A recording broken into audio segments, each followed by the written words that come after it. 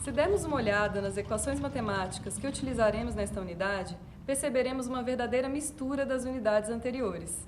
Afinal, na unidade anterior, estudamos qual é a razão para os movimentos, descobrindo que essa razão se encontra associada ao conceito de força. E na unidade mais anterior ainda, estudamos a descrição dos movimentos dos objetos através do conhecimento de sua velocidade, posição, deslocamento, aceleração, etc. Nesta unidade, vamos misturar essas duas coisas. Então, digamos que esta unidade é uma mistura da descrição com a razão dos movimentos, ou seja, através dos conceitos de trabalho e de energia, conseguiremos juntar o como um objeto está se movendo com o porquê de ele estar se movendo, e assim conseguiremos estudar o movimento desse objeto mais integralmente. Mas, para além de o estudo do movimento ficar mais integral e mais completo, ele vai ficar também mais simplificado. Uai, professora, como é que pode ficar mais completo e mais simplificado ao mesmo tempo? Não sei, só sei que foi assim. Pois é, gente. Fato é que muitos cálculos que ficam extremamente longos e trabalhosos se usarmos somente os conceitos das unidades anteriores, se simplificam bastante usando os conceitos de trabalho e energia que estudaremos nesta unidade. É por essa tamanha simplificação, ao mesmo tempo em que junta os aprendizados da cinemática e da dinâmica, que os conceitos de trabalho e energia são importantíssimos para a física. Então vamos começar a estudá-los? Trabalho. O que é trabalho para você? Trabalho para mim é algo muito bom. Gosto de trabalhar. Depende só de onde, né? E do trabalho, sim, eu gosto. Para a mão assim para mim. É trabalho segurar essa caneta? Não, Não? E se fosse um elefante? aí já... Aí seria trabalho?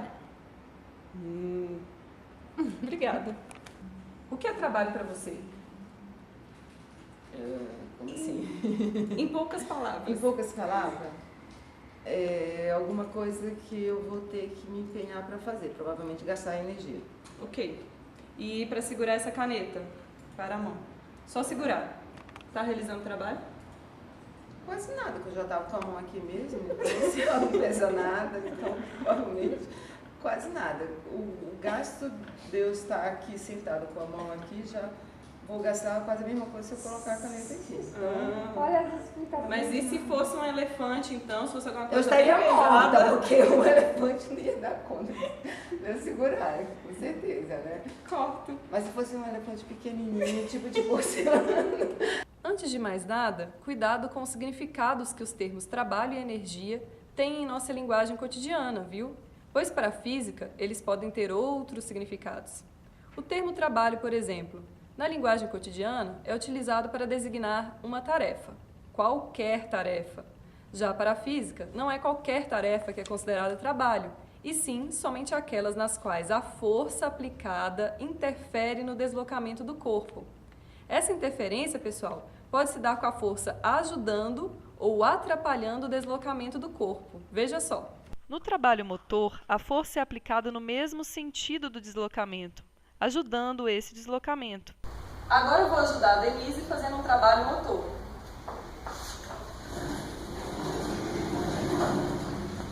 Já no trabalho resistente, a força é aplicada no sentido contrário a esse deslocamento, atrapalhando-o, portanto. Agora eu vou atrapalhar a Denise fazendo um trabalho resistente.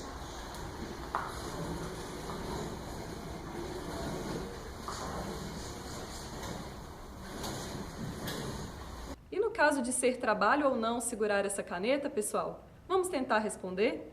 Bom, da unidade anterior, nós vimos que essa caneta está comprimindo a minha mão com sua força-peso. Em resposta a essa compressão, minha mão reage com uma força normal para cima sobre a caneta. Mas não estamos realizando o trabalho, pessoal, pois apesar de estarmos aplicando uma força nessa caneta, essa força é apenas de sustentação. Não estamos fazendo a caneta se deslocar. E em física, para que haja trabalho, é preciso que além da força também haja deslocamento. E digo mais, além de haver deslocamento, é preciso que esse deslocamento seja na mesma direção de aplicação da força. Já se a força estiver na direção norte-sul e a caneta estiver se movendo na direção leste-oeste, não estará havendo trabalho. Vamos sistematizar isso agora? O trabalho de uma força F constante é o produto dessa força pelo deslocamento D no qual ela interfere. Então, o trabalho, pessoal, é dado pela letra tal, uma letra grega que representa trabalho. Aí esse trabalho tal é igual a força vezes deslocamento vezes cosseno de θ, que é o cosseno do ângulo formado entre a força e o deslocamento. Calma, pessoal, não precisam se preocupar com esse cosseno. Já já eu vou explicar o que é isso, e mesmo assim vocês não vão ter que se preocupar com este termo, pois em todos os exercícios que faremos, simplificaremos esse termo aí para 1, tá? Bom, agora, antes da gente mudar de tela, vamos ver aí as unidades de cada grandeza. O trabalho, ele é expresso em joule, tá? A força aplicada vai ser expressa em newtons, como ela estava sendo expressa na outra unidade. E o deslocamento também, conforme unidades anteriores, vai ser expresso em metros, tá? Bom, mas agora para entendermos melhor como que funciona essa equação aí em cima, pessoal, como que ela vai fazer a gente compreender melhor quando existe trabalho, quando não existe trabalho, vamos ver aqui uma breve explicação matemática sobre a coisa. Bom, é conhecimento matemático básico que 0 multiplicado por qualquer número, por maior que seja esse número, é igual a 0. Então, não podemos zerar nenhum dos termos de uma multiplicação, caso contrário, zeramos a multiplicação inteira. Ora, mas o que temos aqui, pessoal? A equação que nos fornece o trabalho é justamente uma multiplicação. Olha, então, nós não podemos zerar nem a força aplicada sobre o corpo, nem o deslocamento do corpo e nem o cosseno do ângulo entre a força e o deslocamento, ok? Afinal, se zerarmos qualquer um desses, o trabalho também será igual a 0, ou, em outras palavras, não haverá trabalho. Vejamos, então, alguns exemplos do que não podemos fazer. Bloquinho parado e eu aqui totalmente desencostado dele. Me digam aí, por que é que eu não estou realizando trabalho sobre este bloco? Bom, aqui eu não estou realizando trabalho sobre o bloco porque eu não estou realizando força sobre o bloco, pessoal. Ou, em outras palavras, a força que aplico sobre o bloco é 0. E se 0 a força, 0 a equação inteira. Agora estou sustentando o peso deste bloquinho com a minha mão, ou seja, estou aplicando uma força normal sobre ele. Mas me digam aí, por que neste caso eu também não estou realizando trabalho? Aqui eu também não estou realizando trabalho, porque apesar de eu estar aplicando uma força, o bloco não está se deslocando.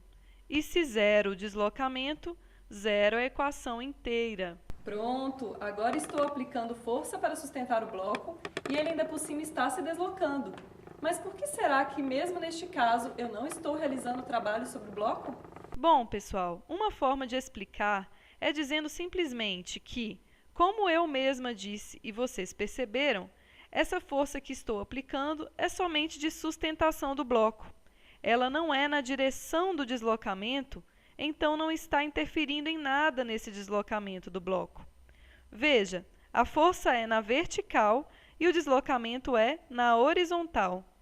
Mas se quisermos explicar de modo mais matemático, precisaremos entender melhor o que é cosseno. Cosseno nada mais é, minha gente, do que um determinado valor associado a um determinado ângulo.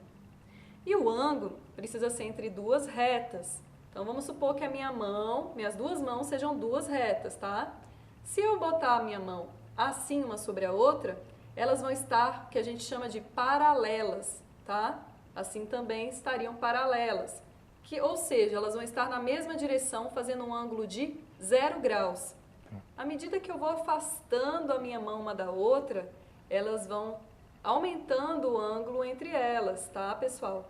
Aí vai fazendo 30 graus, 45 graus, 60 graus, até chegar a um ângulo que a gente chama de 90 graus, que é essa posição aqui, quase retangular, quadrada, certo? A aresta de um quadrado, a aresta de um retângulo.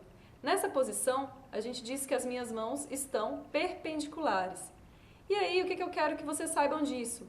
Sobretudo esses dois extremos aqui, ó, Quando as mãos estão paralelas, o cosseno desse ângulo, que é 0 graus, o cosseno desse ângulo é 1, vale 1. E quando essas mãos estão perpendiculares, o cosseno de 90 graus, que é o ângulo entre elas, vale 0, tá, pessoal? Isso é importante para o que vamos ver a seguir. E no caso, aqui nessa unidade, o que vai nos interessar são os dois extremos, quando o ângulo for 90 graus e quando o ângulo for 0 graus. Quando o ângulo for 90 graus, nós dizemos que a força e o deslocamento são perpendiculares entre si. E, nesse caso, não haverá trabalho, como a gente já viu.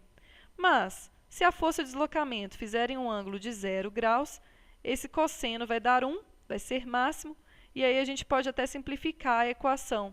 E, nesse caso, nós dizemos que a força e o deslocamento são paralelos, ok? Daí conseguimos entender por que o cosseno zerado, né, dá trabalho igual a 0. A questão aqui é que não adianta só haver força e deslocamento se essa força e esse deslocamento forem perpendiculares, ok? Não vale. Bom, pessoal, agora que já vimos vários casos em que não há trabalho, vamos ver alguns em que há trabalho? Bora lá. Aqui, estou aplicando força, então há uma força sobre o bloco e ele está se deslocando. E além disso, a força e o deslocamento estão ambos na mesma direção para cima. Há trabalho, então, né, pessoal? Força, deslocamento e eles estão na mesma direção. E se eu fizer assim, ó? Força, deslocamento e a força e o deslocamento estão da esquerda para a direita. Há trabalho, né, pessoal? Ambos, a força e o deslocamento, estão na mesma direção, que é da esquerda para a direita. Então, é isso aí.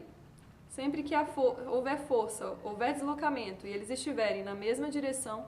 Como nesta unidade trataremos somente de casos em que a força é na mesma direção do deslocamento, temos que o ângulo entre a força e o deslocamento será sempre 0 graus, e aí o cosseno desse ângulo vai ser sempre 1.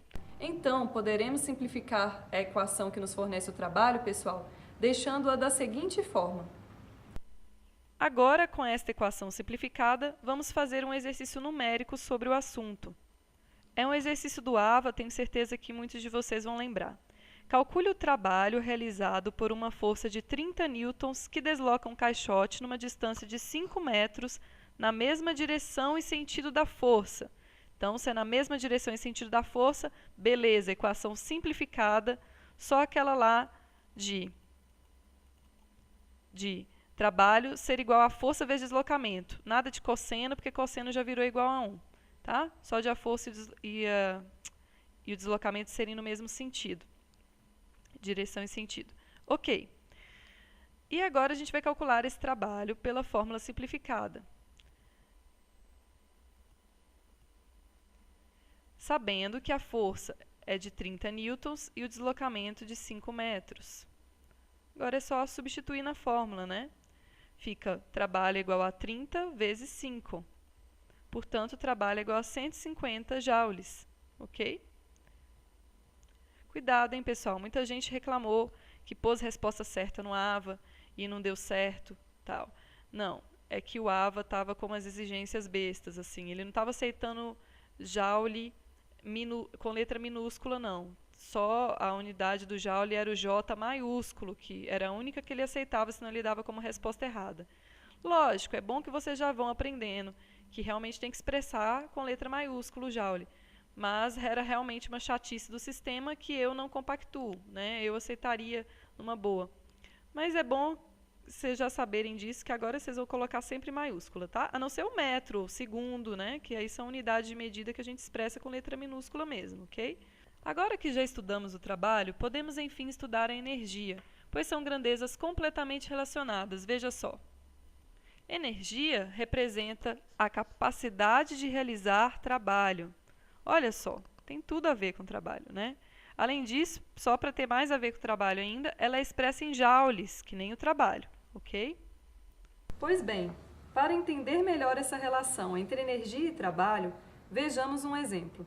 Imaginemos uma bolinha de gude parada no alto do Monte Everest. Embora uma bolinha de gude seja um objeto bastante pequeno e aparentemente inofensivo, Imagine só o estrago que ela não faria se caísse dessa altura toda, bem em cima da sua cabeça.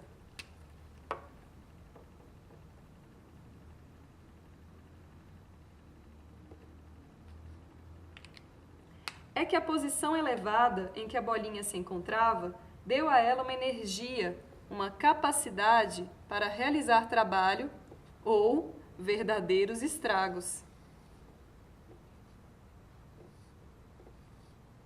Bom, agora que você já compreendeu o que é energia, é preciso que você saiba que na natureza a energia pode se expressar de duas maneiras distintas, como energia cinética e como energia potencial, sendo que a energia cinética está associada ao movimento do corpo, enquanto a potencial está associada à posição em que o corpo se encontra.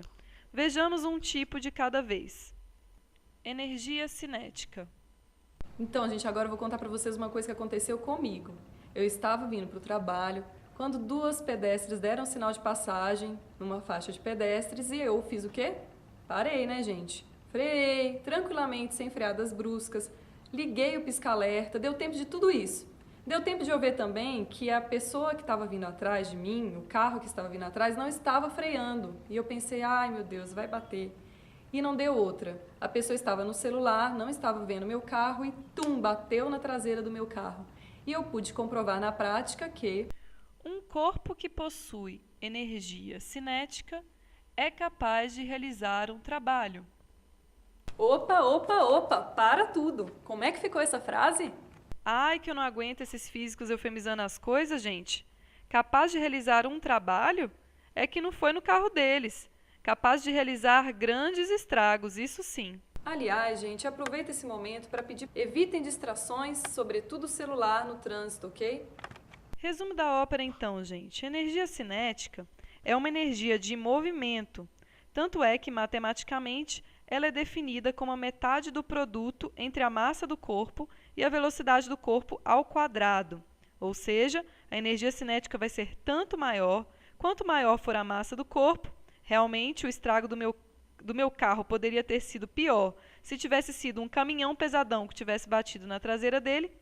E a energia cinética também vai ser tanto maior, quanto maior for a velocidade do corpo. Sim, poderia ter acontecido coisa muito pior se o veículo que bateu em mim não tivesse praticamente acabado de entrar na via e, portanto, não tivesse uma velocidade alta ainda. Aliás, sobre isso, pessoal, olha que interessante. Parece que os veículos novos estão vindo com uma lataria mais frágil para proteger as pessoas que estão dentro do carro. Ah, mas como é isso, professora? É simples. Vamos supor que você tenha um carro de uma lataria dura, forte e pouco deformável. Aí você colide com um caminhão a alta velocidade. Uma grande energia cinética vai ser transferida para teu carro durante a colisão. Mas sendo a lataria pouco deformável, grande parte dessa energia, ao invés de deformar o carro, vai ser transferida para você, causando-lhe um grande impacto. Seu impacto seria bem menor se a lataria fosse frágil o suficiente para que quase toda a energia de colisão fosse transformada em deformação e estragos da lataria. Bom, mas nós já nos estendemos demais em energia cinética por hoje. Vamos estudar a energia potencial? Agora vamos estudar, pessoal, a energia potencial. A energia que depende da posição que o corpo ocupa é a energia potencial.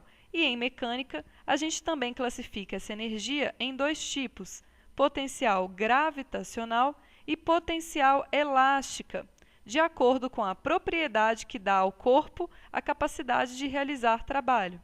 Por exemplo, se uma rocha está à beira de um penhasco, a gente diz que ela tem energia potencial gravitacional, porque a propriedade que faz ela ter energia naquela posição é a atração gravitacional da Terra.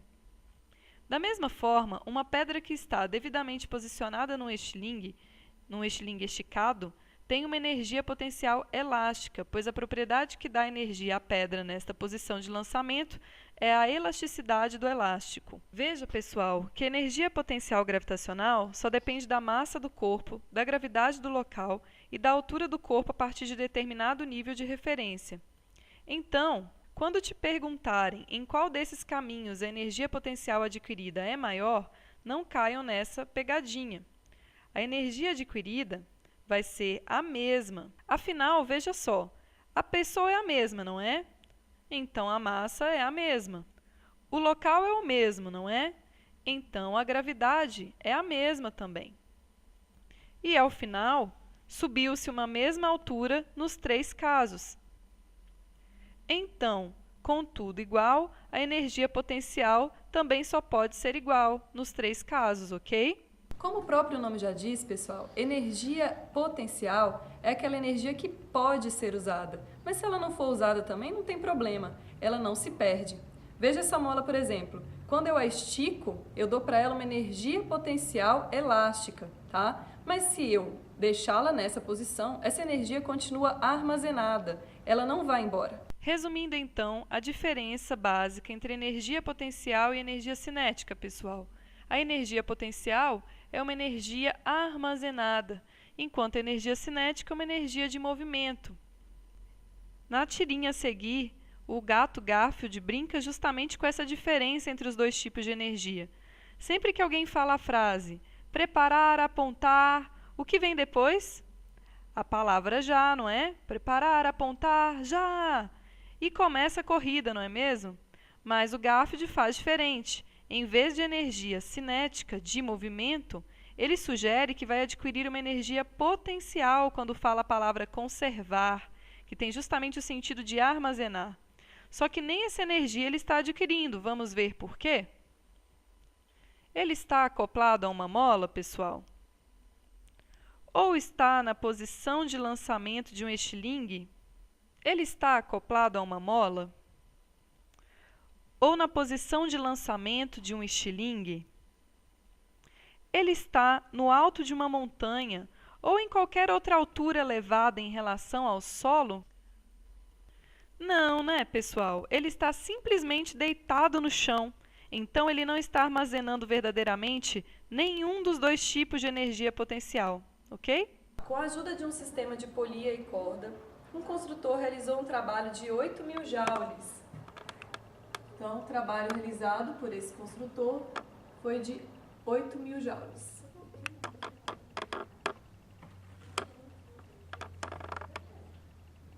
Para levantar um saco de cimento de massa de 80 quilos,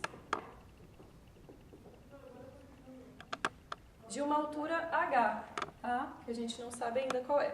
Considerando a aceleração da gravidade igual a g igual a 10 metros por segundo ao quadrado, a gravidade é igual a 10 metros por segundo ao quadrado. Então, considerando essa gravidade, encontre o valor da altura em metros, que é o nosso h. A tensão da unidade anterior, lembre-se que a força-peso é dada por peso é igual a m vezes g. Tá? Peso é igual a massa vezes a gravidade. Então, por que esse exercício nos deu o peso, pessoal? Porque o trabalho, a gente tem uma equação que diz que o trabalho é a força vezes deslocamento, lembram? Só que qual que é a força no caso desse saco de cimento? A única força que está atuando nele aqui, para baixo, tentando puxar ele para baixo, é a força-peso, certo?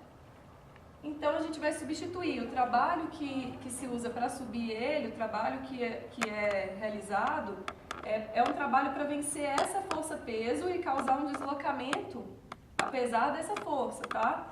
Então, vamos lá, o trabalho vai ser igual ao peso dessa massa de cimento, vezes a altura que ele vai ser deslocado, tá? Vezes o deslocamento dele, que é esse h, que é essa altura.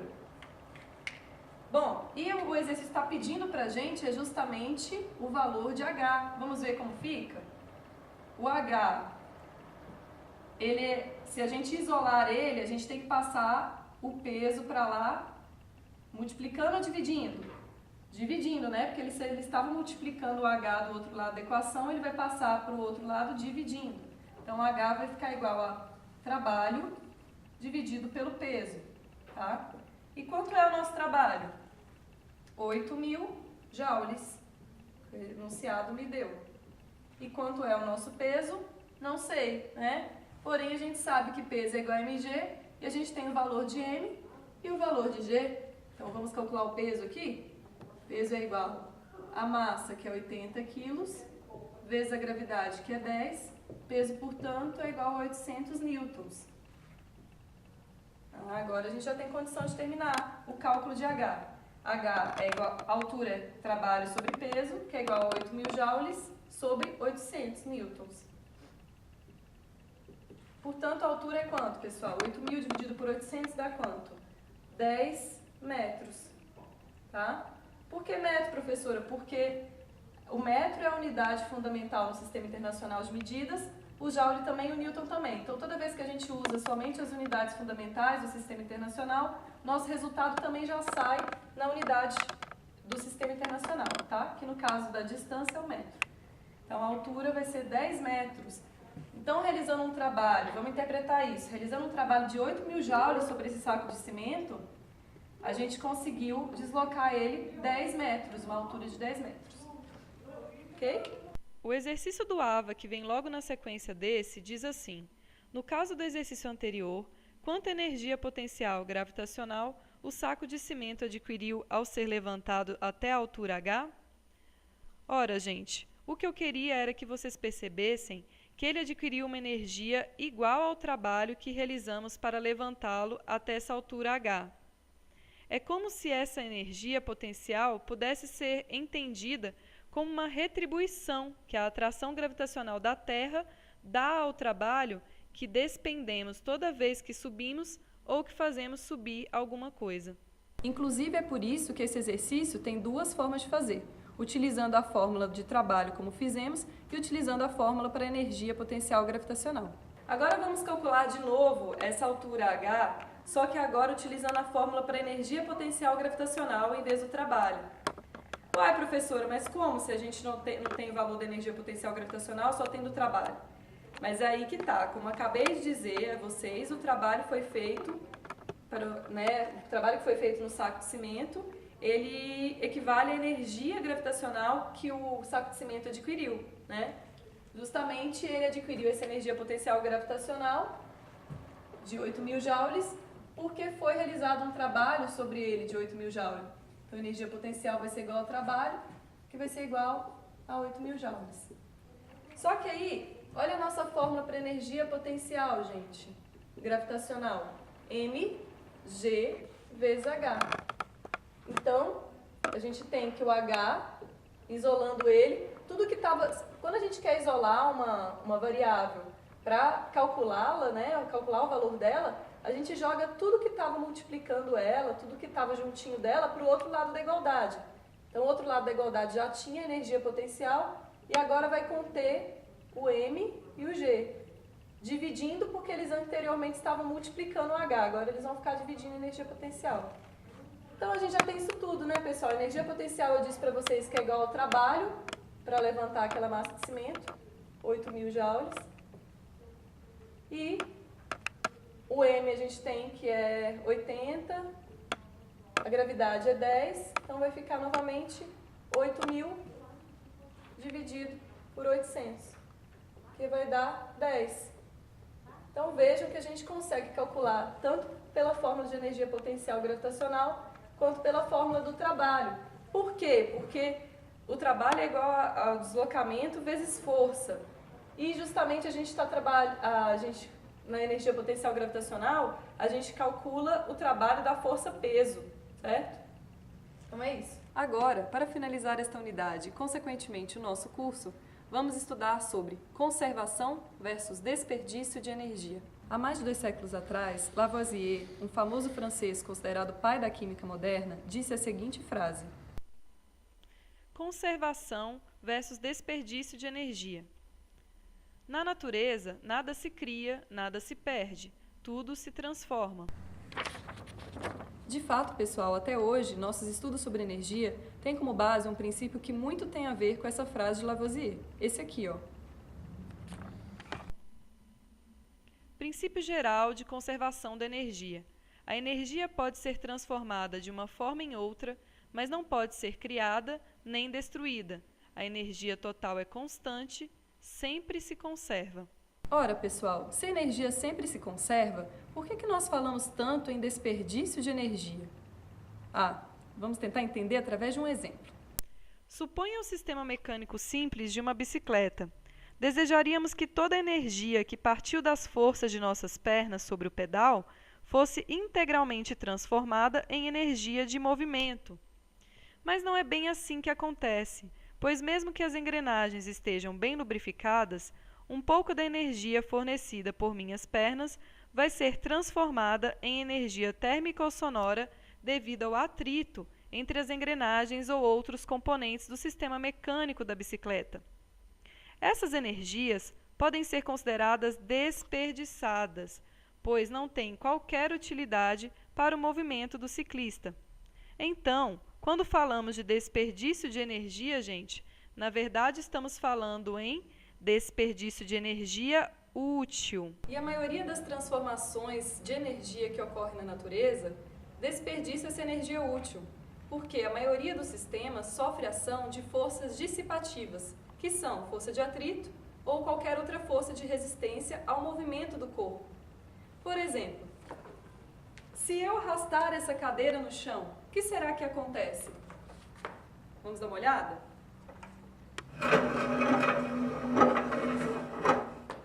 Parte da energia cinética que eu estou fornecendo a essa cadeira está sendo perdida, pessoal, na forma de calor e de energia sonora, né? Estou ouvindo barulho. E eu não vou conseguir mais fazer essa energia sonora ou esse calor virar em movimento novamente. Entenderam o que é o desperdício de energia útil? Da mesma forma, pessoal, você não pode utilizar o gás que saiu do escapamento de um automóvel e encher o tanque de gasolina novamente. Esses exemplos, que acontecem na maioria dos sistemas, por a maioria deles serem dissipativos, são exemplos de transformações irreversíveis da energia, o que significa que uma energia anteriormente utilizada não poderá ser reutilizada.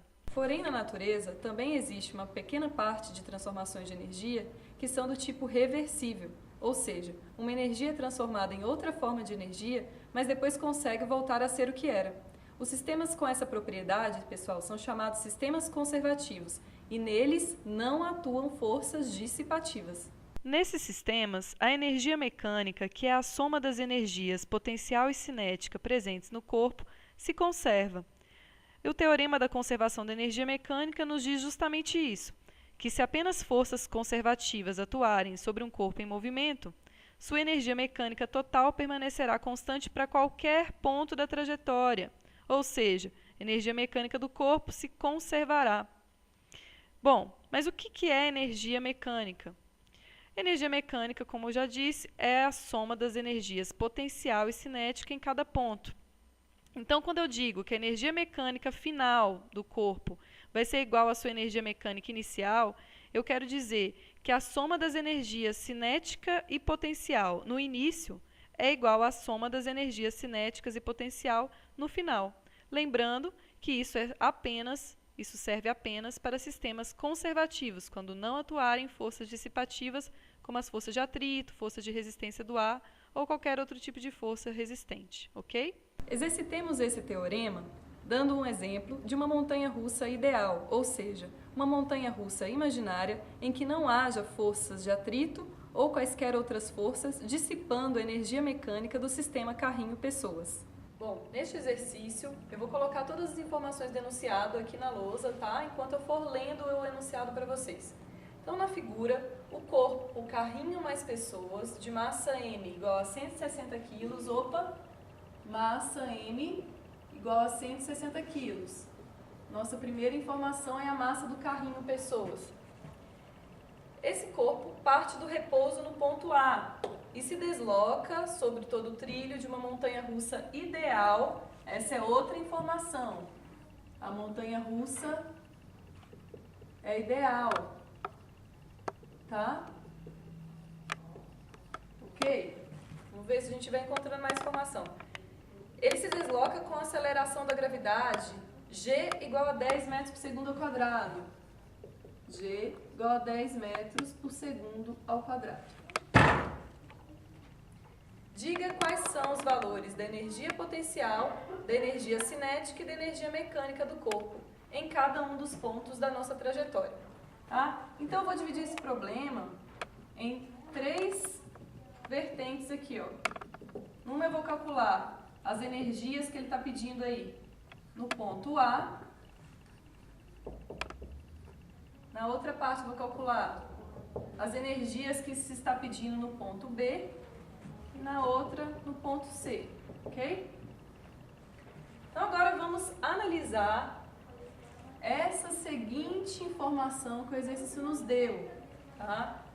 Se a montanha-russa é ideal, pessoal, nós temos que vale o teorema da conservação da energia mecânica.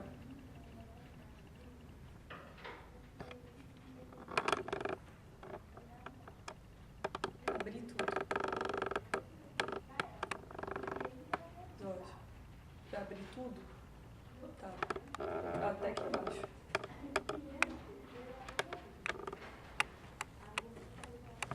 Pelo teorema da conservação da energia mecânica, pessoal, nós temos que a energia mecânica... Deixa eu voltar aqui, depois a gente edita.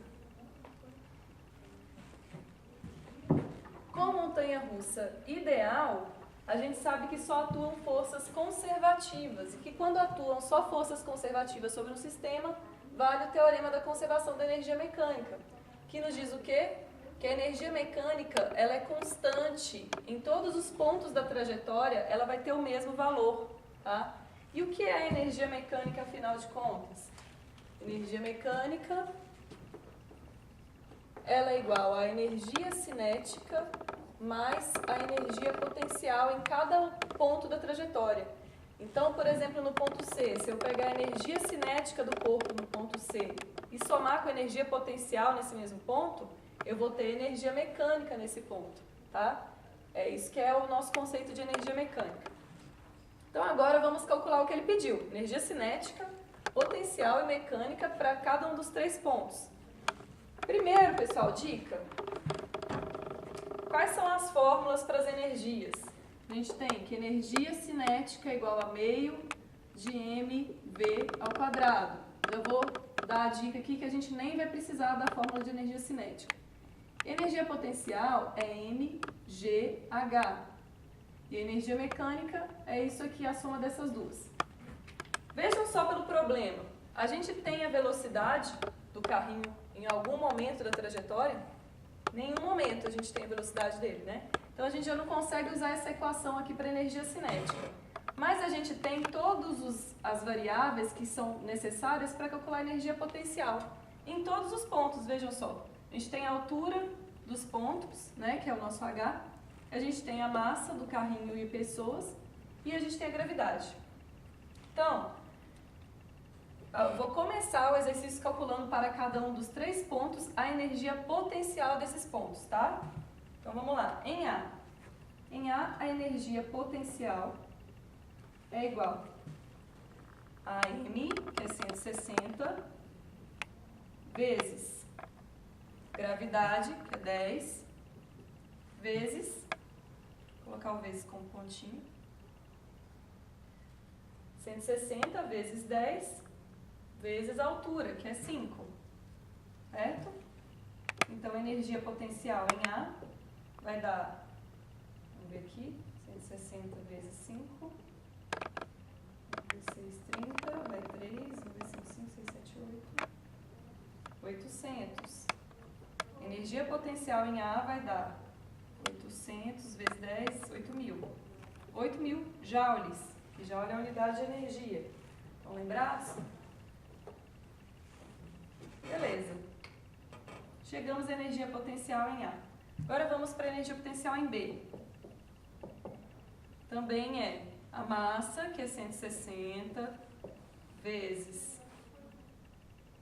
gravidade, que é 10, vezes a altura. Qual é a altura, pessoal, do ponto B? Olha, está uma altura 0.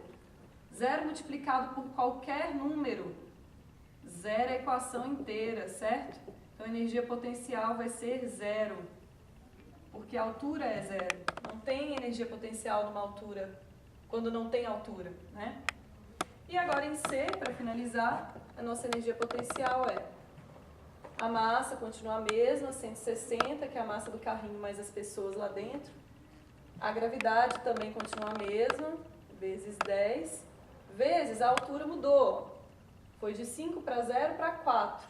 Agora a altura do ponto C é 4. Então vamos multiplicar aqui, 160 vezes 10 dá 1.600 vezes 4. 6, 24, vai 2, 4 vezes 4, 5, 6. 6.400. 6.400 joule, tá? Pronto. Agora que a gente já tem as energias potenciais em cada ponto, vou mostrar para vocês como vai ficar mais fácil nós calcularmos as outras energias, a mecânica e a cinética. Vamos ver aqui. A energia cinética em A. O que o exercício tinha me falado também? Que o corpo tinha partido do repouso. O que é partir do repouso? Partir de uma velocidade igual a 0. Isso é o repouso. Então, se a velocidade é igual a 0, né, a energia cinética, que é uma energia totalmente atrelada ao movimento do corpo, é igual a 0. No ponto A, tá? Energia cinética é igual a 0. Agora, se a energia cinética é 0 e a gente também tem o valor da potencial, a gente consegue achar, por essa fórmula aqui, qual é a energia mecânica em A. Energia mecânica em A. Vou repetir aquela fórmula. É sempre igual a energia cinética, mais energia potencial. Então, a energia mecânica vai ser igual aqui em A 0 mais 8.000. Quanto que é 0 mais 8.000? 8.000, né? 8.000 joules. Ok. Então, já temos, para o ponto A, a gente já tem todas as energias, tá? Beleza.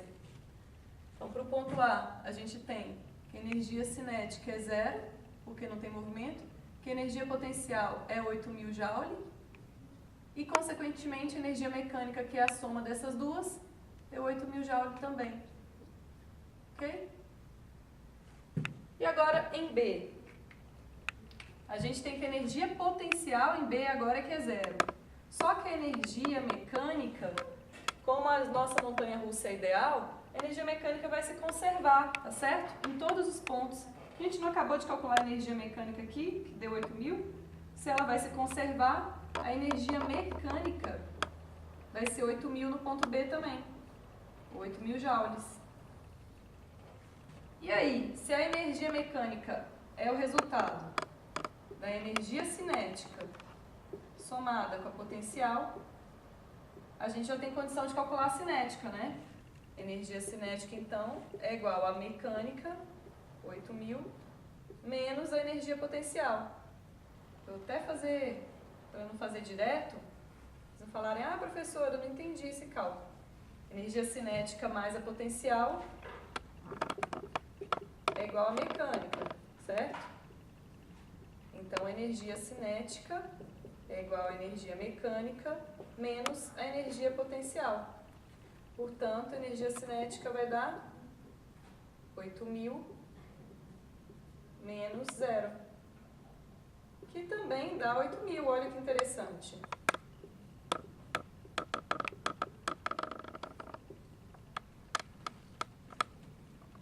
Ou seja, em B, nós temos uma energia potencial igual a 0, uma energia cinética igual a 8.000 joule e uma energia mecânica também igual a 8.000 joule.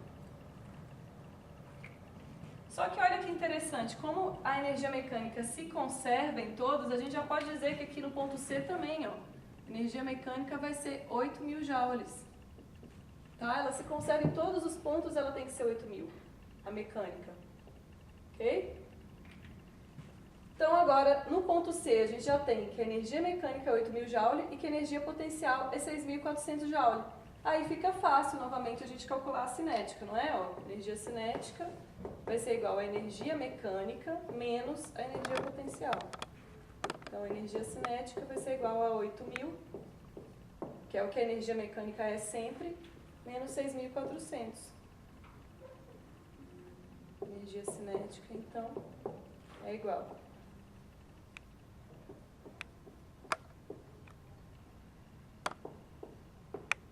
1.600.